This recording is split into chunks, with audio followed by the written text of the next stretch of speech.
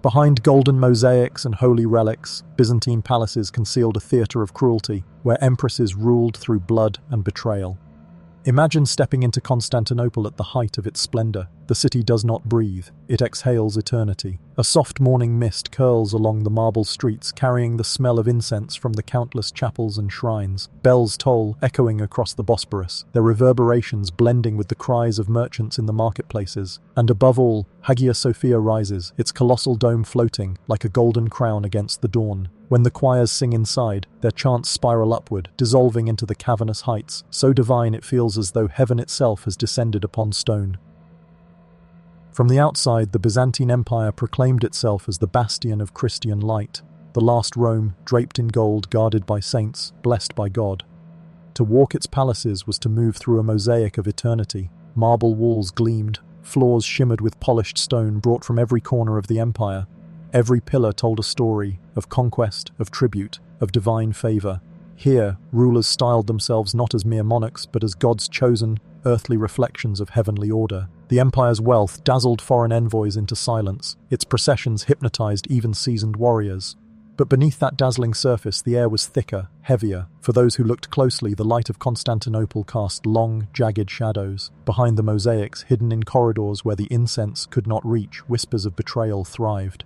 In the private chambers of the great palace, alliances were crafted not with prayer but with poison. Bloodlines were secured not through piety but through the removal of rivals. The empire's throne, so magnificent, gilded and elevated, was also the most dangerous seat in the world. And here, in this empire of marble and shadows, Byzantine empresses walked. We are used to stories that relegate queens and empresses to the background, figures meant to decorate thrones, silent beside their husbands, portraits in a dynasty's gallery, but not here, not in Constantinople. In Byzantium, women of the imperial household did not simply survive within the palace, they bent it, shaped it, and sometimes shattered it. The Byzantine empress was far more than a ceremonial jewel. She was an operator in the dark machinery of empire. Sometimes a patron of learning, sometimes a manipulator of generals, sometimes a schemer who turned prayers into daggers. The veil she wore in church could conceal a face hardened by survival, and the golden crowns that glittered on her head often sat above a mind sharpened by ruthless necessity. Why? Because in Byzantium, survival demanded it. To understand these women, you must first understand the world they inhabited. Imagine a palace where you could not trust the person who poured your wine, where even your child's nurse might be bribed by a rival faction, where one wrong word spoken in a candlelit corridor could echo to the throne and cost you your eyes, your tongue, or your life. Power here was not an inheritance, it was a battlefield, and the walls of the city, strong as they were, could not shield you from the ambitions of those within. The paradox is haunting. The same hands that lit candles before icons might sign orders of mutilation. The same lips that whispered scripture might dictate the silencing of brothers, husbands, even children. It was faith and betrayal woven into the same tapestry, gold threads stitched alongside blood. And yet, do not mistake these empresses for villains in some crude tale of ambition. To survive in Constantinople's palaces was to live in a game designed to consume you. The stakes were not just influence or wealth, they were existence itself. A single misstep could condemn you to exile on a forgotten island, shaved bald, stripped of title, and locked away to wither in anonymity. In that kind of world, cruelty was not a choice, it was a language. Think of the irony. From the outside, the empire presented itself as God's city, anointed and eternal. Pilgrims gazed upon its relics, the bones of saints, fragments of the true cross, and believed they had stepped into the heart of holiness. But inside, holiness and horror sat at the same table. You could kneel before an icon in the morning, then oversee the blinding of a rival prince by evening. And the women at the empire's center, the empresses, understood this balance better than anyone. They were mothers and manipulators, wives and warlords of the court, saints in procession and shadows in the night. Some rose from obscurity, from tavern stages or peasant villages, only to seize crowns through cunning and audacity. Others were born into privilege, but learned early that bloodlines alone did not protect you. They navigated chambers heavy with incense and darker still with suspicion, where love was rare, but calculation was constant. You might wonder, how could faith coexist with such brutality? How could a city of golden mosaics tolerate such cruelty in its heart? The truth is, Byzantium thrived precisely because it embraced contradiction. The empire was a paradox, alive because it lived in tension. Divine light and human shadow, sanctity and sin, loyalty and treachery, they were not opposites, they were twins. And no one embodied that more vividly than the empresses who shaped its destiny. Their stories are not gossip, they are not scandals whispered for entertainment. They are testimonies to survival, chronicles of a power that history often tries to erase because it does not fit into the neat image of holy empire. They reveal what lies beneath the gold leaf of the mosaics, behind the perfumed curtains of the palace, within the guarded silences of courtly ceremony. In their rise you see courage, in their rule you see the cost of power, and in their downfall you see the merciless hunger of an empire that devoured even its own. Tonight we step into that empire together. We walk its marble halls. We listen to the echoes of chants that cover screams. We touch the cold stone of thrones that demanded blood as tribute. And as we meet these empresses, we will not find fairy tale heroines nor cardboard villains. We will find women who understood that in Constantinople the crown was not a gift, it was a sentence. This is not simply a story about Byzantium. It is about the human condition, about what happens when faith collides with fear, when survival demands compromise, and when power becomes both salvation and damnation. So as you watch, remember, the light of Hagia Sophia may dazzle your eyes, but do not look away from the shadows it casts. That is where the true empire lies, and within those shadows, the empresses wait.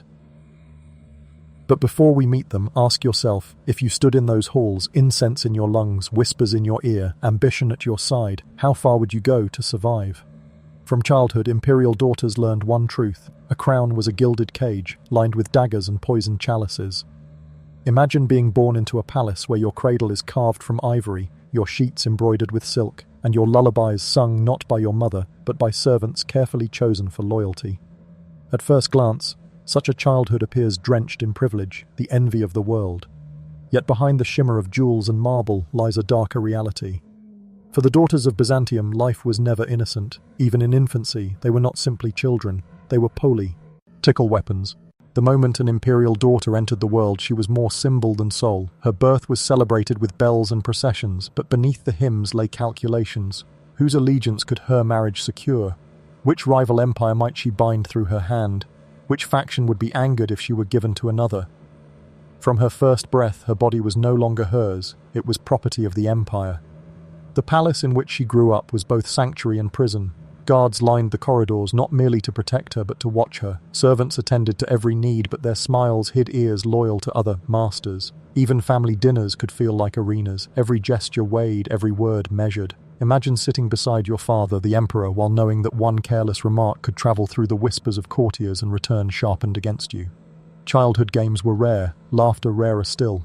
Instead of playing in gardens, imperial daughters learned the posture of ceremony, how to bow before relics, how to walk without betraying nerves, how to speak with grace and silence with power. Tutors arrived daily, some teaching scripture and hymn, others quietly instructing in the more practical arts of survival. They memorized psalms not only for the salvation of their souls, but because their knowledge of scripture reinforced the illusion of saintliness expected of them. But behind closed doors, subtler lessons emerged. You must learn to listen without speaking, one governess might whisper. Power is not always what is said, it is what is unsaid.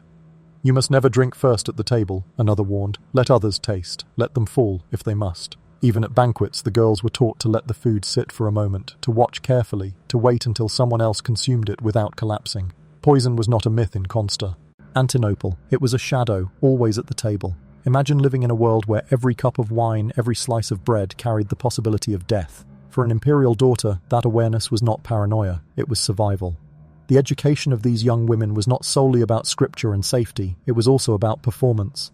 They were taught to smile with serenity, even when fear clawed at them. They were taught to hold their silence when men argued, then to whisper to the right ear later, planting ideas like seeds. From early on, they understood that power in Byzantium was rarely won through the sword. It was won through whispers, glances, and patience sharpened into strategy. And yet, amid the luxury, there was isolation. Imperial daughters rarely mingled freely with children their own age. They were watched too closely, protected too fiercely, and feared too deeply. A friend might become a spy, a confidant might become a betrayer. This constant suspicion carved something into their minds. Distrust became second nature, intimacy an impossibility. Even blood ties offered little safety. Sisters could be rivals, mothers could be competitors, and fathers could see them less as daughters than as bargaining chips in the empire's endless chess game.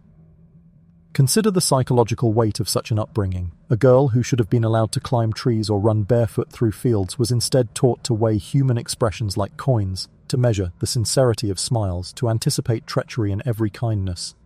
The very skills that allowed her to survive robbed her of the simplicity of trust. Imagine being told by a tutor, "You must learn to pray with devotion, but never mistake piety for safety. Saints are worshipped, but they are also martyred."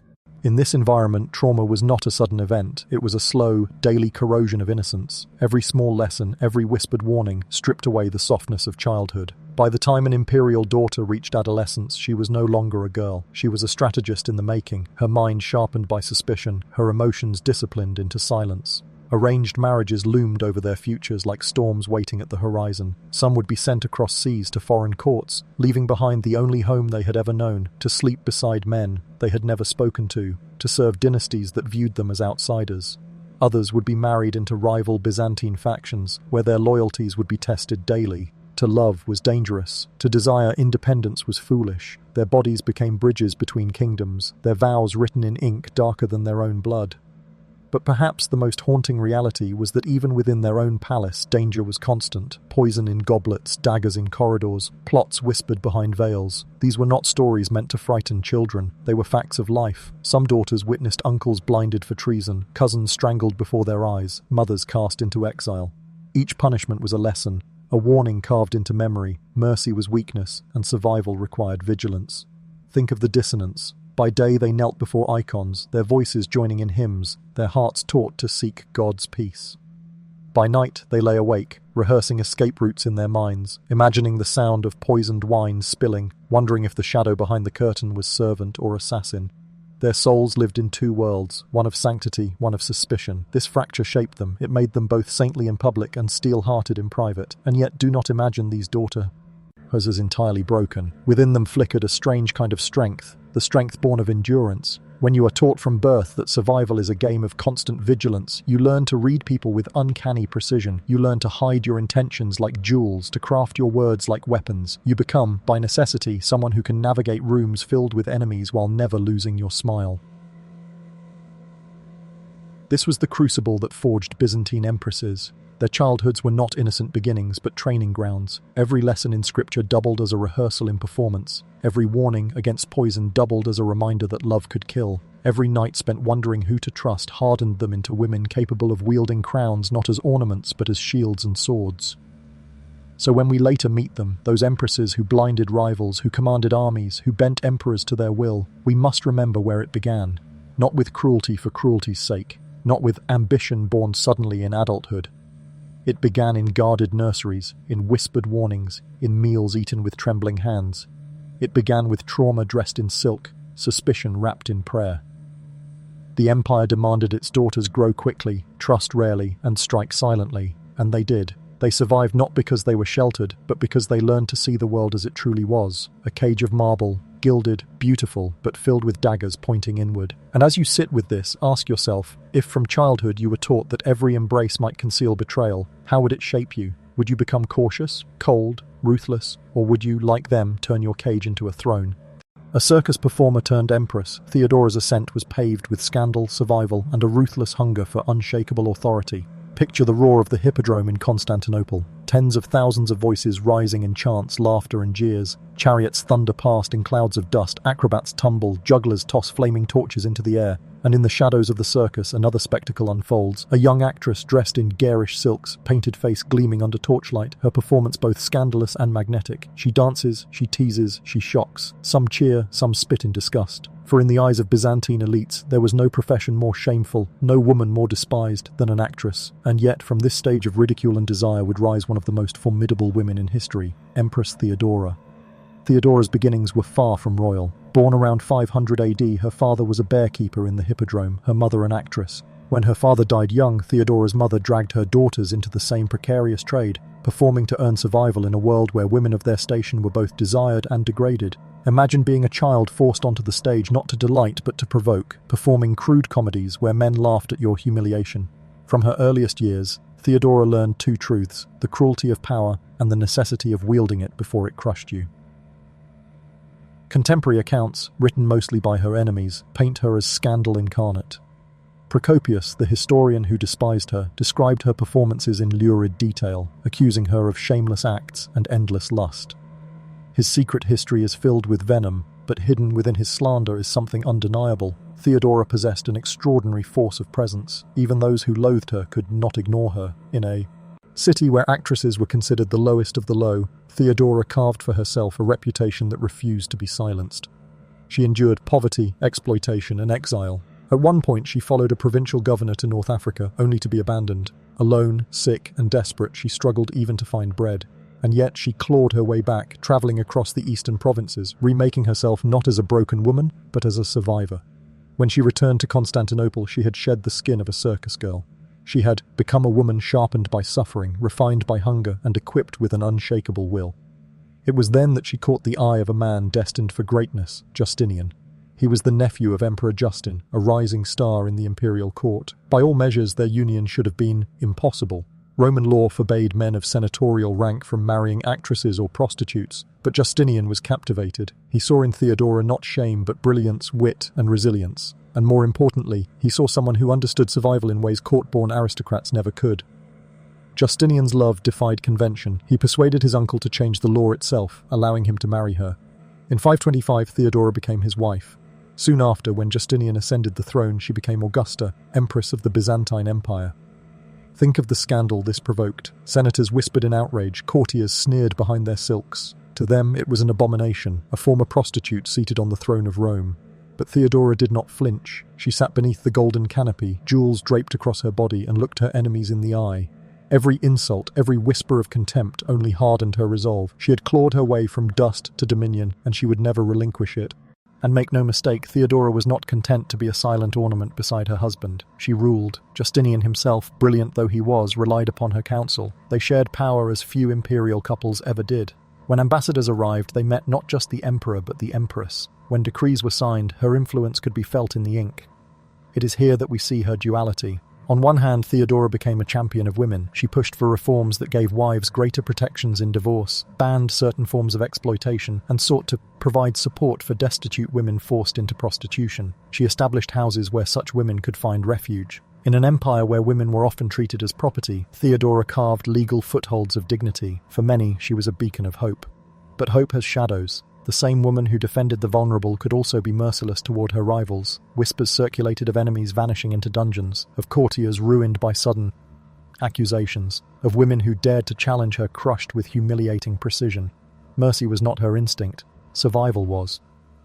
Perhaps the clearest glimpse into her soul comes during the Nika riots of 532.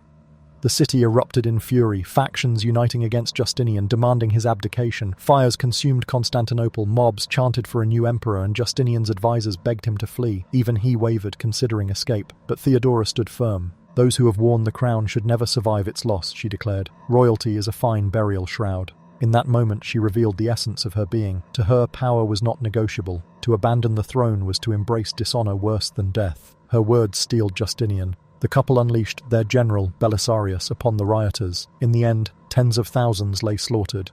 In the Hippodrome, Theodora's resolve had saved the throne, but at a cost written in blood. This paradox defined her reign. She was both savior and executioner, protector and predator. Her compassion was real, but so was her cruelty. She could cradle the broken while orchestrating the ruin of her foes. It is tempting to judge her by modern ideals, but remember the world she inhabited. From childhood she learned that kindness could be exploited, that hesitation meant annihilation. In such a world, mercy was not simply rare, it was dangerous. Still, her enemies never forgave her. Chroniclers like Procopius painted her as a monster, a harlot who corrupted the empire, but even their venom testifies to her power. They could not erase her, they could not ignore her. She had risen too high, held too much sway, reshaped the very empire that despised her origins. For you watching this now, there is something haunting in Theodora's story. She forces you to ask, what would you do if survival demanded ruthlessness? If the same hand that could protect thousands also needed to silence rivals? Would you choose mercy and risk annihilation? Or would you, like her, cloak your compassion in iron and rule with both hands, one offering refuge, the other wielding a blade? Theodora's life reminds us that power is never pure. It is always stained by the means used to seize it, and by the blood spilled to keep it. She began as a spectacle in the circus, a figure of mockery. She ended as an empress who reshaped laws, steered an empire, and left her mark upon history so deeply that even her enemies could not scrape it away. She died young, in her late 40s, likely of cancer. But even in death, her legacy endured. In mosaics at Ravenna, you can still see her, tall, robed in imperial purple, jewels glinting like stars. The actress who became Augusta, the harlot who became holy, the survivor who became sovereign. And yet, as the candlelight flickers on her mosaic face, you cannot help but wonder, was her greatest triumph the crown she wore, or the scars she carried in silence. When Constantinople burned in riot and rage, Theodora's iron will sealed the fate of tens of thousands, without mercy. The Hippodrome, heart of Constantinople, once thundered with cheers for charioteers. But in January of 532, it became a furnace of fury. Imagine the air, heavy with smoke and ash, the shouts of tens of thousands shaking the very stone of the city. Blue and green factions, normally divided, had united in rage, chanting not for sport but for blood. Their cries echoed through the marble canyons. "Nika, victory!" At first it was protest, by the third day it was war. Fires devoured entire districts, flames climbing higher than the domes, turning Constantinople into a city of embers. The scent of incense was drowned in burning timber and flesh. Smoke choked the sky, blotting out the sun. The empire's capital, once radiant with mosaics and relics, now resembled hell itself. And at the center of it all, an emperor on the brink of collapse. Justinian sat in his palace chambers, face pale, hands trembling. His advisors urged retreat. They spoke of ships waiting at the docks, of slipping into exile while the mob crowned a new ruler. Even Justinian wavered. The throne, the empire, the legacy, it all seemed lost, but Theodora would not yield. She had clawed her way from the gutter to the crown, and she would not see it stripped away by a mob. Rising in the council chamber, her voice cut through the smoke-filled air like steel. "Flight is not for emperors," she declared. "If you wish to save yourself, go. But know this, the royal purple is the noblest of shrouds. Better to die as sovereign than live in exile." Silence followed. Every man in the room knew she meant it. Her eyes held no hesitation, no fear. To her, exile was worse than death, humiliation more unbearable than rivers of blood. She had spent her life defying those who spat upon her origins. She would not end it as a fugitive in some foreign land. Her words ignited resolve where Justinians had faltered. Plans shifted, troops were rallied, and soon the full weight of imperial power crashed upon the rioters. Picture it, the Hippodrome, packed with tens of thousands of rebels shouting for a new emperor. Gates sealed shut, soldiers pouring in, swords drawn, merciless in their purpose. The cries of "Nika" turned to screams. No one was spared. Bodies piled upon bodies, blood pooling on the same sands where chariots once raced. When the slaughter ended, 30,000 men, women and children lay dead. The Hippodrome had become a graveyard. The city was silent, the flames smouldered, and Justinian's throne was secure because Theodora had refused to run. But do not mistake this for triumph without cost. The decision carved itself into the empire's memory. 30,000 lives extinguished in a single afternoon. It was survival through massacre, stability purchased with rivers of blood. Some chroniclers condemned the cruelty, others praised the resolve, but all agreed on one thing. Without Theodora's defiance, Justinian's empire might have fallen that week. Look closer, though, and you see the psychology beneath her iron stance.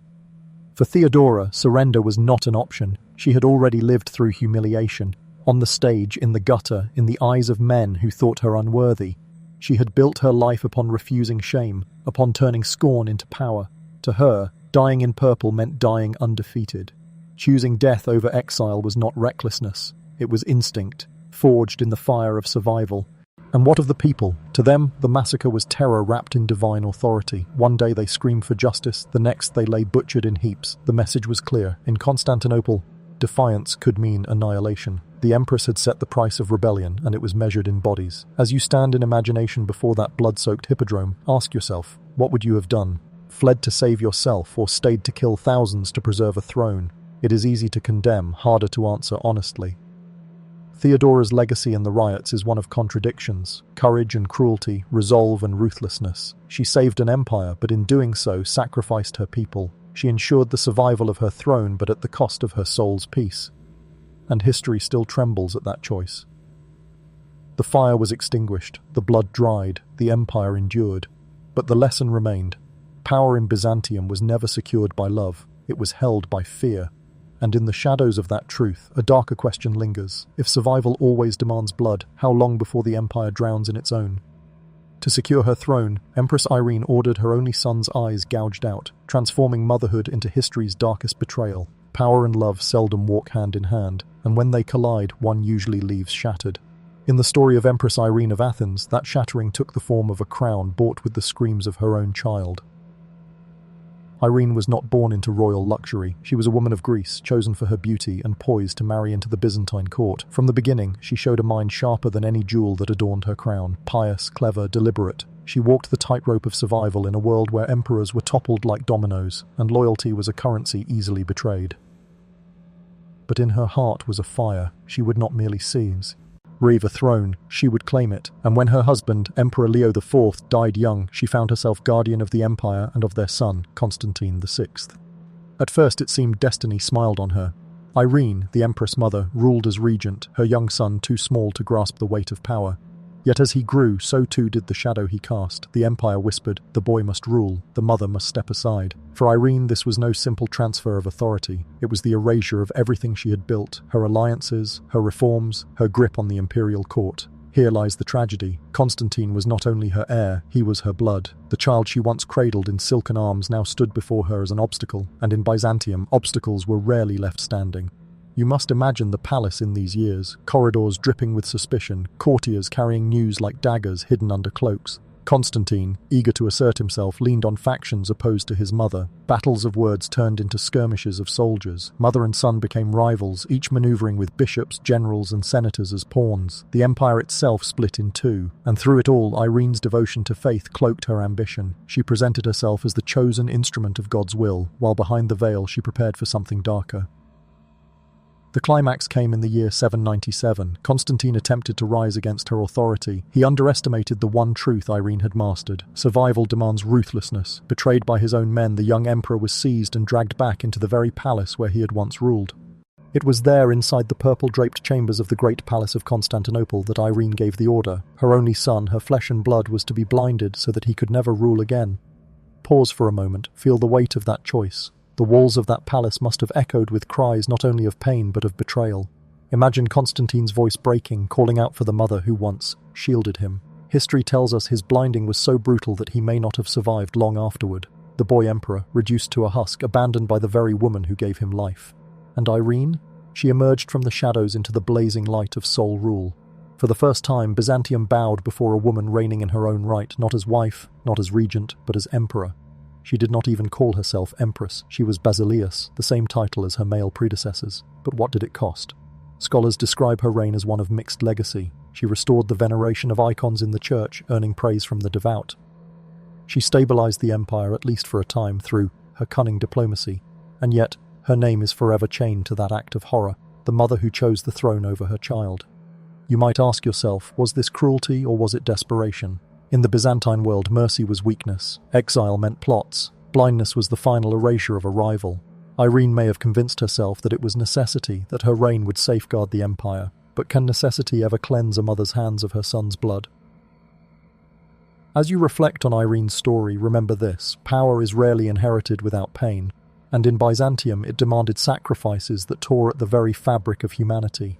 Irene's triumph was not gilded with victory alone. It dripped with the darkness of a mother's betrayal.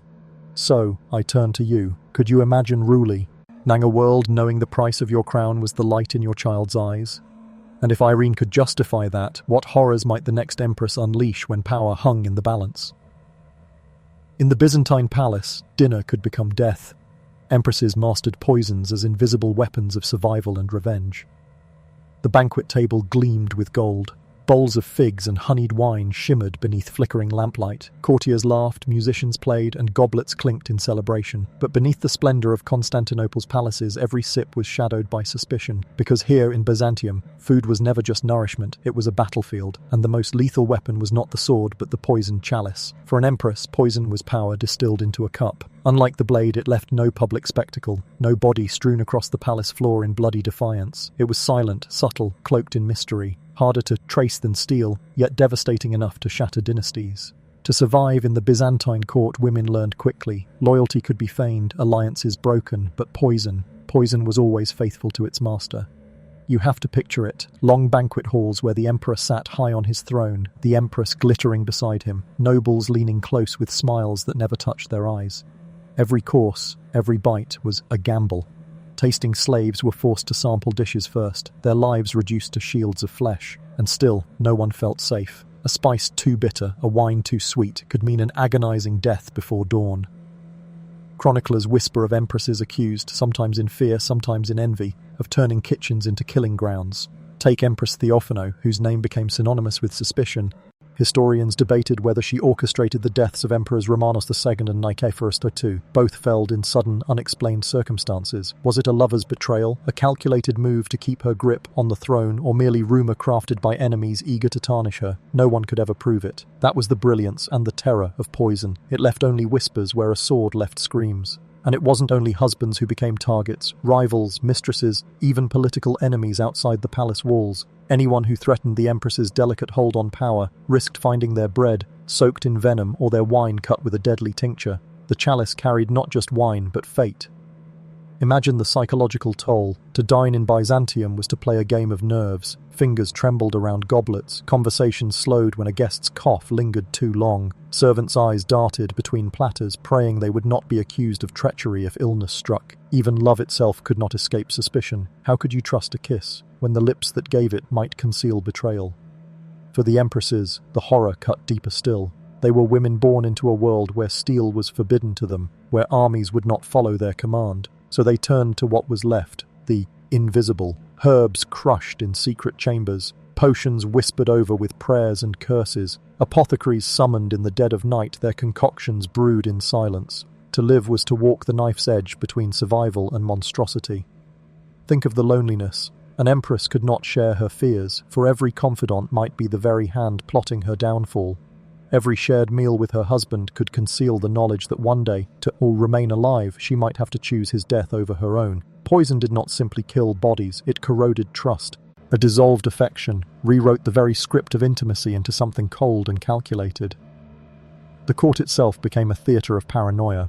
A cough in the emperor's chamber sparked rumours across the empire. A sudden fever in a general ignited suspicions of betrayal. Deaths that might have been natural were rewritten as murder in the minds of enemies, for who could ever truly know? Poison blurred the line between fact and fiction, leaving only the corrosive certainty that trust was impossible. And yet, amid the terror, one truth echoed. Without such weapons, many empresses would not have survived at all. Poison was not always ambition, it was armour, a cruel, silent armour in a world that denied them swords. So ask yourself, were these women monsters, or were they victims forged into something monstrous by necessity? In Byzantium, to be powerless was to be doomed, and in that crucible, even love itself could be transmuted into venom.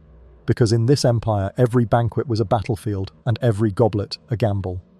The question is, when the chalice was raised high in the candlelight, who truly tasted the wine, and who tasted death? Married 3 times, Zoe's rule was a cycle of lust, betrayal, and sudden deaths that cloaked her throne in whispers. She was born into purple, destined from her first breath to embody the weight of an empire. Zoe Porphyrogenita, her very name carried the mark of imperial blood, a title reserved only for those born in the sacred purple chamber of Constantinople's palace. To her people, she was beauty incarnate, her skin perfumed with luxury, her eyes lit with hunger for both power and love. But beauty in Byzantium was never innocent. It was currency, it was weapon, it was curse. Imagine her as a young princess, gliding through marble corridors with silken robes trailing behind, every gaze upon her a mixture of reverence and desire. She should have been free to choose her path. Instead, she became a prize to be bartered, a vessel for alliances, a queen whose body carried the weight of dynasties. And yet, Zoe refused to be silent. If she could not wield the sword, she would wield the heart, and in Byzantium, the heart could be just as deadly. Her first husband, Romanos III, appeared at first to be her partner in empire. He adored her beauty, draped her in jewels, and lavished her with gifts. But beneath the glitter of devotion lay dissatisfaction. Romanos, obsessed with his own image and ambitions, neglected the empress's longing for true affection. Whispers grew that Zoe sought comfort elsewhere, that her chambers were not empty when the emperor slept alone, and then came the drowning. Romanos was found lifeless in his bath, his body slack in the perfumed water. Officially, it was a tragic accident, but in Byzantium nothing was ever simple. Servants muttered that his lungs held no water. Courtiers spoke of a struggle, of hands pressing him under. Rumours spread like wildfire. Had Zoe herself ordered her husband's death? Or had her new lover acted to claim the throne by her side? No confession was ever written, no proof discovered, only silence, thick and suffocating, like the steam that filled Romanos's fatal bath. From that silence rose Michael IV. Handsome, younger, filled with charm, he seemed at first to offer Zoe the passion she craved. Their union promised a renewal, a fresh start for the empress who had grown weary of being a pawn. But love in Byzantium never came without poison. Michael's reign grew tainted by corruption, conspiracies, and betrayal. The empire bled under mismanagement, and Zoe, once radiant with hope, was soon cast into suspicion. Michael himself grew ill, whispers of divine punishment echoing through the palace walls. It was said that as his health crumbled, his paranoia grew. He feared Zoe's influence, feared that the same hand accused of drowning one emperor might reach for another. Their marriage, once built on fire, ended in ashes of distrust. Michael died slowly, painfully, and Zoe was left once more surrounded by shadows of accusation. But if history teaches us anything, it is this: Zoe did not yield. At an age when most women in Byzantium faded into obscurity, she remained. She married a third time, this time to Constantine IX, ensuring her position at the empire's helm. Though her beauty had begun to wither, her will had hardened into iron. Each marriage had scarred her, each betrayal had marked her, yet she endured. And yet, endurance came at a cost. For every crown placed on her head, Zoe lost a piece of herself. She was adored by crowds who saw her as the embodiment of imperial majesty. Yet behind the jeweled veils, she was a woman imprisoned by expectations, always desired, never truly free. Her lovers became emperors, her husbands became corpses, and her throne became both her sanctuary and her prison. You have to ask yourself, was she truly guilty of the deaths that followed her? Or was Zoe merely caught in the tides of a palace that consumed everyone, leaving only whispers in its marble halls? Her life was a theatre of desire and manipulation, but beneath the scandal lived a tragic truth. Zoe was never allowed to be just a woman. She was an empress, forever bound to Byzantium's merciless stage. Her reign, one of the longest held by any Byzantine empress, became less a story of love than of survival. Through lust, betrayal, and endless cycles of manipulation, she endured where others perished. To the people, she was eternal, her image painted in gold mosaics, her face ageless in icons. But in the shadows, perhaps she was only a weary soul, longing for a life denied to her. Because in the Byzantine palace, beauty was never freedom, it was a poisoned crown, and Zoe wore it longer than most. The question remains, when desire becomes destiny, does survival itself demand the death of innocence? Beyond the throne room, empresses fought unseen wars against eunuchs, generals, and monks, shaping destiny from behind sacred curtains. History remembers emperors with crowns and swords, but in Byzantium, true battles often unfolded in silence, where voices were whispers, gestures were weapons, and survival meant bending faith itself into a tool of war. To step into this world is to see that the empress's greatest enemies were not always armies on the battlefield, but men in robes, men without heirs, and men who ruled without ever sitting on a throne. You must picture it: candlelit corridors where incense lingered like smoke from a hidden fire, mosaics of saints staring down as if they judged every deal, every sin. In these shadows, eunuchs and monks became kingmakers, and for an empress, the challenge was learning to survive a chess game played with invisible pieces. Eunuchs held power because they lived closest to the emperor. They guarded doors, whispered in ears, and carried secrets like daggers beneath their robes. Many of them were brilliant strategists, unthreatened by dynasties of their own, men whose loyalty could be purchased but never truly guaranteed. An empress might smile at one eunuch during the day and plot his downfall by night because she knew the wrong alliance could erase her name from history. Then there were the generals, restless men commanding armies beyond the palace walls. They despised the idea of women shaping state policy, yet they knew that in Constantinople, the empress's word could starve their soldiers of pay or crown them as heroes. To balance their hunger for recognition, women of the court forged clandestine horns, bribes sealed with gifts of gold, promises whispered in crypts, or threats veiled beneath prayers. Imagine the terror of knowing that at any moment a general could ride into the capital, hailed by his troops, and demand your crown. But the most dangerous battlefield was not the military or the court, it was the church. Monks wielded words sharper than swords, and their sermons could turn the people against their empress overnight. Preachers thundered from pulpits that a woman's rule was a violation of God's order. They compared empresses to Eve, tempting and corrupting, unfit to hold the empire's sacred balance. And yet many of those same monks were found kneeling in private, hands outstretched for bribes wrapped in silken purses. The empress had to play both saint and serpent. By day, she sponsored churches, endowing monasteries with jeweled chalices. By night, she might send trusted agents to slip coins into the hands of a monk who had grown too vocal. The performance was relentless. To survive, she had to embody humility while practicing ruthlessness, cloaking her ambition in the language of holiness. Imagine the psychology of such existence. To walk into Hagia Sophia, the empire's beating spiritual heart, knowing that every eye, priest, noble, eunuch, beggar, searched your face for a crack in the mask. to kneel before the altar, lips mouthing prayers, even as your mind calculated which advisor to silence next. Survival required an almost inhuman division of self, cruelty hidden beneath the veil of sanctity, ambition disguised as devotion. There were moments when alliances were sealed, not with signatures, but with shadows. A eunuch slipping into a chapel at midnight to deliver a secret decree, a monk leaning closer during confession, his whispered absolution doubling as a warning. Power in Byzantium was not held, it was borrowed, stolen, bartered, and only ever temporarily secured. For the women of the palace, every alliance was fragile, every loyalty conditional. To misstep once could mean exile to a convent, your name scrubbed from the mosaics, your memory left to rot in silence. But if you mastered the art of balancing masks, holy and unholy, you could endure. And endurance in Byzantium was its own kind of victory. When you hear the phrase hidden empire, you might think of lost cities or forgotten ruins. But here, the hidden empire was built inside the very heart of Constantinople, alive in corridors where voices never rose, above whispers. And it was here that empresses, stripped of armies and bloodlines, fought the most harrowing wars, battles where no one ever saw the blood spill, yet lives were destroyed all the same. This was the cost of survival, not in battlefield glory, but in cloaked deals and sanctified lies. And as one empress after another learned, sometimes the deepest scars were not on the body, but on the soul. But what happens when even whispers fail and the empire itself begins to fracture beneath the weight of secrecy? Byzantine splendor crumbled under crusaders' swords, but the horrific legacies of its empresses endured in blood and legend. The fall came not with a whisper, but with fire. In April 1204, the heart of Constantinople, the jewel of Christendom, the pride of emperors, was torn open by men who claimed the cross. The Fourth Crusade, meant to reclaim the Holy Land, instead turned against its ally. You must imagine the sight, crusaders breaching the Theodosian walls Tuadot, ere banners of Christ raised high, even as they plunged swords into the city they were sworn to protect.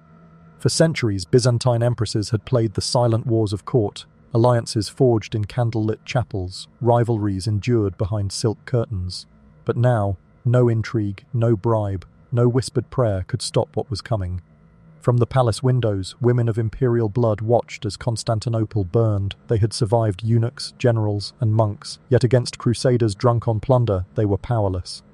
The betrayal cut deepest because it came from those once called allies. Venice, bound to Byzantium by trade and treaty, led the assault. Its doge, blind and aged, ordered soldiers to strip the city bare. Gold that once adorned the Hagia Sophia was pried loose and carried across the sea. Sacred relics, bones of saints, fragments of the true cross, were stolen and scattered across Europe, sold to the highest bidder. The very treasures empresses had offered as symbols of piety now became spoils of war. Inside the palaces, horrors multiplied. Empresses who once held courts of dazzling ceremony were reduced to fugitives. Some fled to convents, seeking refuge among stone walls that could not hold back fire. Others endured humiliation, dragged from chambers, their finery ripped away, forced to kneel before men who mocked their sanctity. In that moment, the cruelty these women had once wielded against rivals returned upon them, magnified by the brutality of conquest. Think of the psychology. To live your life mastering masks of sanctity and power, only to have them stripped away in a single night. To hear the Hagia Sophia, once echoing with hymns, defiled as crusaders led horses through its sanctuaries. To smell the smoke of burning libraries, centuries of knowledge, gone in hours. The city itself became a reflection of the empress's fate, broken, violated, stripped of dignity, yet still clinging to fragments of glory.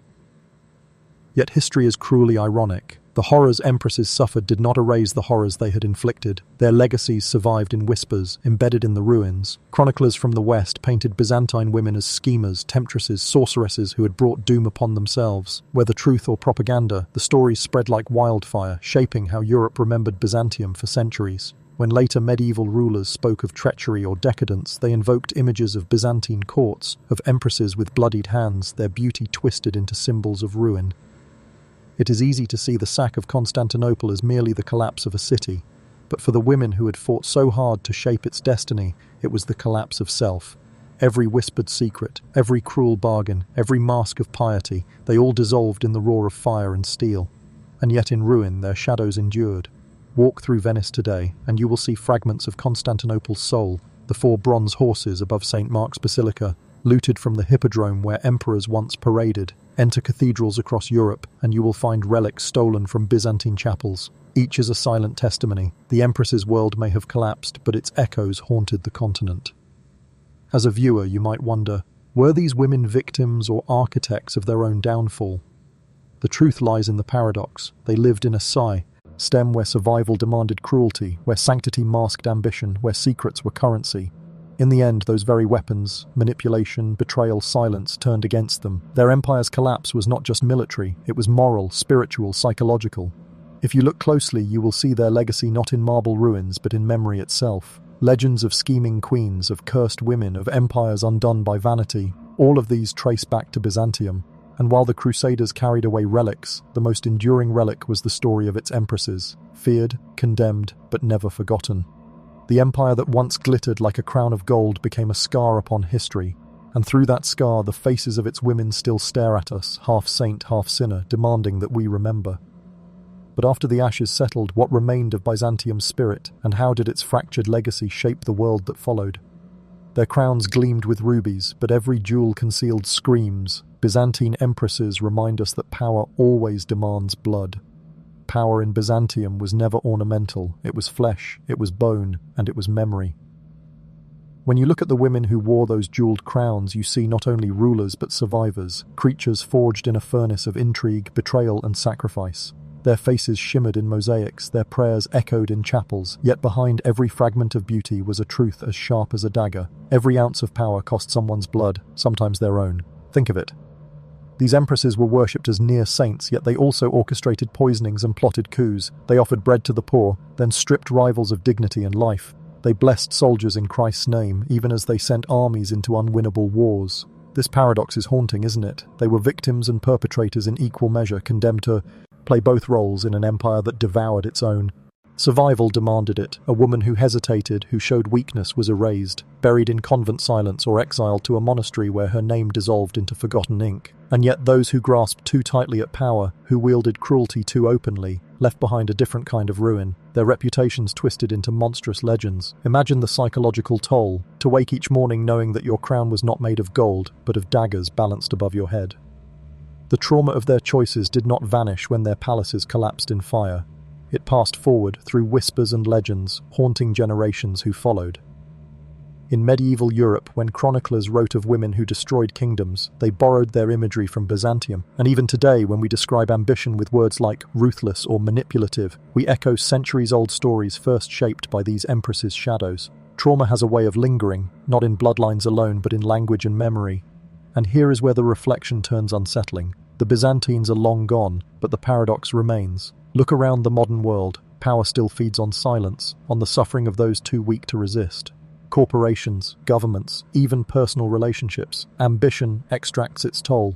You too live in a world where survival sometimes demands masks, where identity bends beneath the weight of expectation. Can you see the reflection? The Empress's gilded struggles were only an earlier chapter in the same book of human hunger.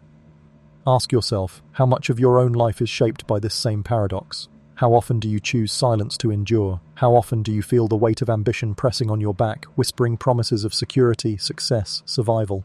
The story of Byzantium is not just about palaces and crowns. It is about the cost written into the human pursuit of power, a cost that has never truly disappeared. And still remnants endure. Step into the Hagia Sophia, where mosaics gleam beneath centuries of dust. There, above the marble floors worn smooth by countless prayers, the faces of empresses remain. Their golden halos shine, their jeweled robes shimmer. But look closely. Behind their calm expressions, the eyes seem heavy, almost burdened, as though the walls themselves remember what they cannot speak. As though the glass tiles carry screams buried beneath centuries of silence. That is the true legacy of Byzantium, not just the ruins of walls or the looted relics scattered across Europe, but the memory of lives consumed by ambition, sanctified by faith, and destroyed by cruelty. A legacy that asks an unanswerable question: can power ever escape its horrific cost? If you followed this story, if these voices from the shadows have unsettled you, then I ask you to keep them alive. Share what you've heard, subscribe so we can journey further into history's darkest chambers together. Comment with your thoughts. Do you believe ambition can ever exist without cruelty, or are we doomed to repeat this cycle forever? For as long as the mosaics of Hagia Sophia continue to glow, their secrets will not fade. They shimmer like embers in the dark, reminding us that behind every crown lies a story written in flesh, blood, and silence. And perhaps, when you next hear of power gained or lost, you will remember the empresses of Byzantium and wonder whose screams are hidden behind the jewels.